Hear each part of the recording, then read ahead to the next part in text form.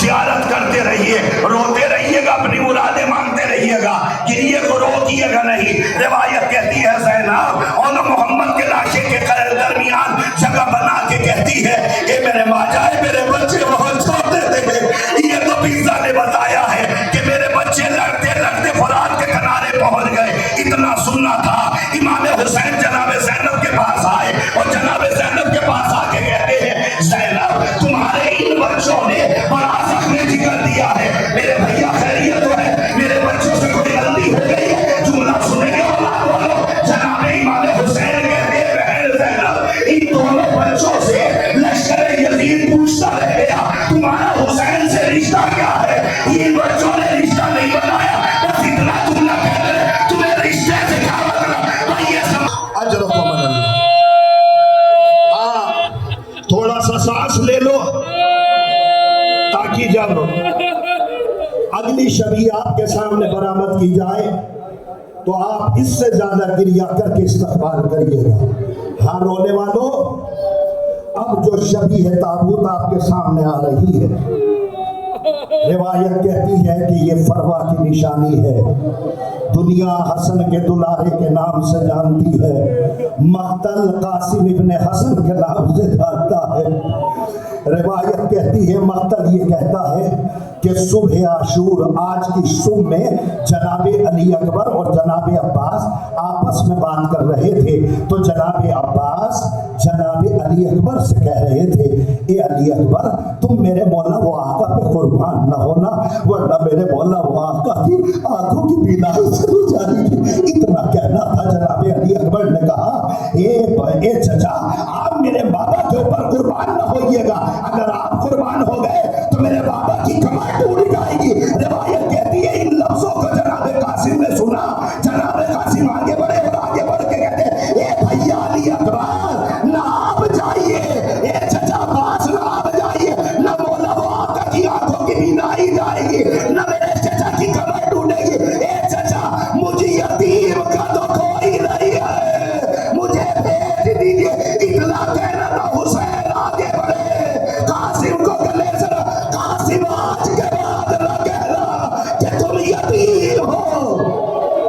اجرکم اللہ۔ لیجئے اب آپ کے سامنے ایک شبیہ آ رہی ہے کہ جس کو دنیا قاسم ابن حسن کے نام سے جانتی ہے۔ آنکھیں بند کر لو، اگر رو سکتے ہو تو رو، ذرا تھوڑی دیر کے لیے تمہیں متوجہ کرتا ہوں۔ ابھی جناب قاسم کی شبیہ تابوت آ رہی ہے نا، تو مجھ سے ایک بار پوچھو گے نہیں کہ مولانا صاحب شبیہ تابوت کیسے آ گئی؟ قاسم کا لاشا تو پامال ہو چکا تھا۔ رونے والے رو، قاسم ابن حسن کا جنازہ، ان کے لاشے کی شبیہ آپ کے سامنے آ رہی ہے۔ روایت کہتی ہے مقتل یہ کہتا ہے کہ جناب قاسم جب امام حسین کے سامنے آتے تو پنجوں کے بل کھڑے ہو جاتے ہیں، اور جب خیمے میں جاتے تو ماں ایک جملہ کہتی ہے ابھی زندہ ہو۔ اجرکم اللہ۔ روایت کے جملے لیجیے آپ کے سامنے، قاسم ابن حسن کے روز شبیہ تابوت آپ کے سامنے آ رہا ہے۔ میرے عزیزوں، روایت کہتی ہے کہ جب جناب قاسم مقتل میں گئے ہیں تو عمر سعد، اللہ اس کے خاندان پہ لعنت کرے، یہ کھڑے ہو کے کہتا ہے یہ خاندان بنی ہاشم کا خون ہے، ایسے نہ مارا جائے گا، سب مل کے حملہ کرو۔ روایت کہتی ہے سارے فوجے یزیدیوں نے قاسم کے اوپر حملہ کیا، سب نے مل کے پتھر مارے، ایک ملعون کا پتھر قاسم کے پیشانی پہ لگا، قاسم سے سنبھلا نہ گیا، اکیلا شہید ہے کہ جب گھوڑے سے نیچے اتر رہا تھا چچا کو نہیں بلایا، بس ایک جملہ لکھا اما میں گھوڑے سے گر۔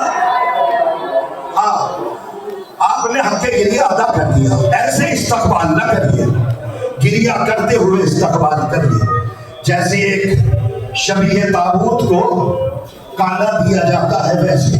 روایت کہتی ہے امام حسین جناب قاسم کی آواز پہ آگے بڑھے، مقتل کہتا ہے کہ ایک ظالم جناب قاسم جب خاک کربلا پہ آئے ہیں تو ایک ملعون جناب قاسم کے گلے کے پاس خنجر لے کے بیٹھ گیا، قریب تھا کہ قاسم کے گلے کو جسم سے جدا کر دے، جب حسین نے نے یہ منظر دیکھا، حسین نے اپنی تلوار کو نیام سے نکال کے کہا عباس آج میں انہیں چھوڑوں گا نہیں، یہ میرے بھتیجے کا گلا میرے سامنے قلم کریں گے۔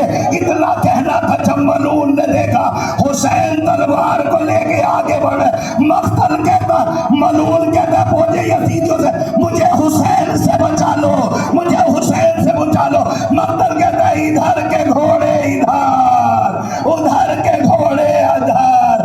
اسی لیے ہمارے امام زمانہ زیارت ناہیہ میں کہتے ہیں سلام کربلا کے اس شہید کے اوپر جس کے داہنے طرف کی پسلیاں بائیں طرف آ گئی تھی، بائیں طرف کی پسلی۔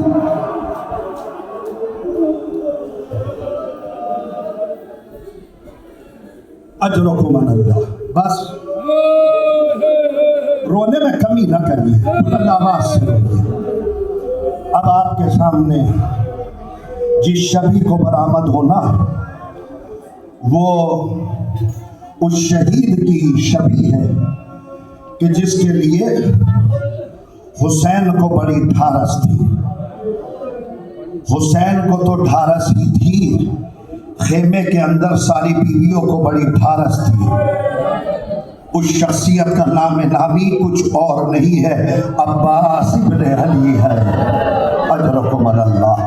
اب آپ کے سامنے عباس ابن علی کی شبی تو نہیں آئے گی مگر علم سامنے آئے گا، برداشت کر لیں گے؟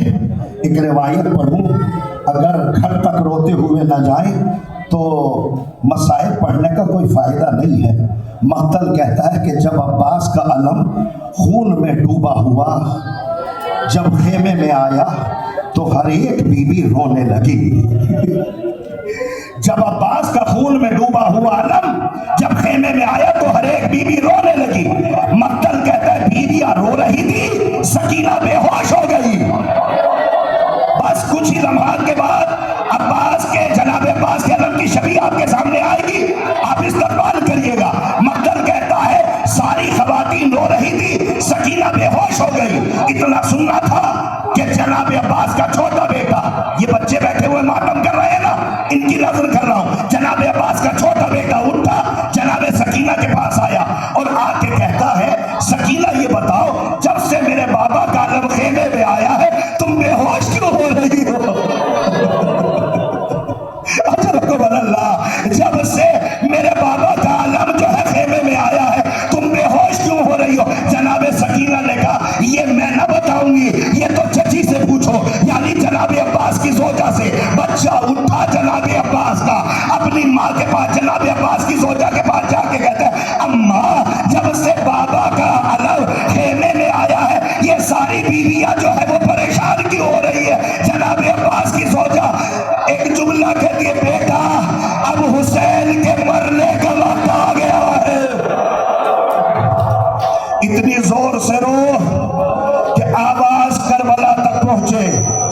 اب آپ کے سامنے شبی آنے جا رہی ہے، استقبال کریے گا۔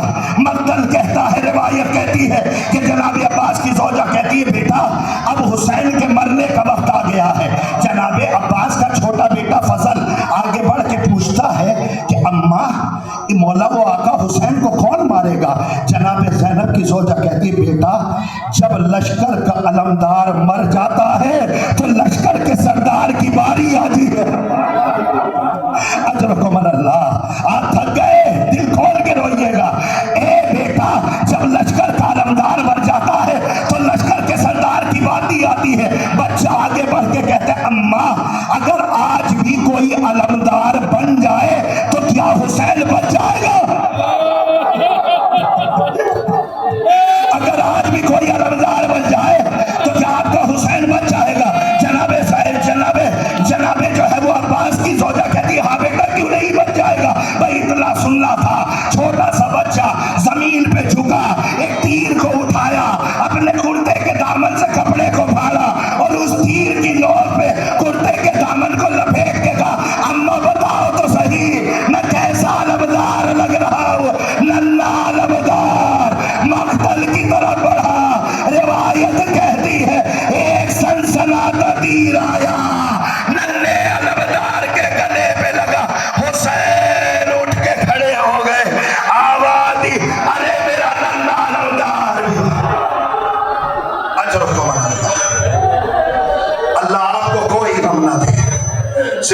सुल्तान करबला के हाँ रोते रोते बोसा दीजिए, इसलिए कि ये किसी और का आलम नहीं है, ये अब्बास बावफा का आलम है। मैंने खुद रिवायतों में पढ़ा है कि इमाम ज़माना फरमाते हैं कि जहाँ पे भी मेरे चचा अब्बास के वसाए होते हैं मैं खुद वहाँ पे जाता हूँ। मेरे अजीजों, इमाम ज़माना फरमाते हैं जहाँ पे मेरे चचा अब्बास के वसाए होते हैं ना, मैं वहाँ जाता हूँ। और जाने के बाद जब कोई मोमिन और मोमिना रोता है ना, तो मैं उस रोने वाले के सरहाने पहुँचता हूँ और रोने वाले के दाहिने कांधे पर बैठे हुए फरिश्ते से कहता हूँ, ला इस रोने वाले का नविश्ता हाजत मुझे दे। और उसके ऊपर इमाम ज़माना फरमाते हैं, मैं दस्तखत करके एक जुमला कहता हूँ कि अभी ये रोने वाला मेरे चचा पे रोया है, अभी रोने वाला ये आज़ाखाने के बाहर न जा पाए, इसकी मुरादें पूरी हो। अजरुकुम अल्लाह। हाँ मेरे अजीजों, बस अब आपके सामने सिर्फ दो शबीह बरामद होगी। एक जिसको दुनिया सबसे छोटा जानती है, नाम लो अली असगर इब्ने हुसैन। कौन अली असगर? मक्तल कहता है। हाँ बस जनाब अली असगर का गहवारा आपके दरमियान आने जा रहा।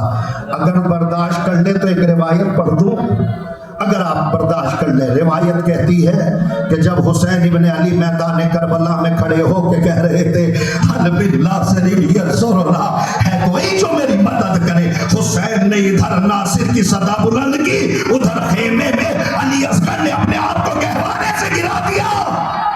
ज़ैनब के रोने की आवाज इमाम हुसैन के कानों में आई, बहन ज़ैनब खैरियत तो है क्या, कोई बच्चा शहीद हो गया? नहीं भैया, बस तुम्हारे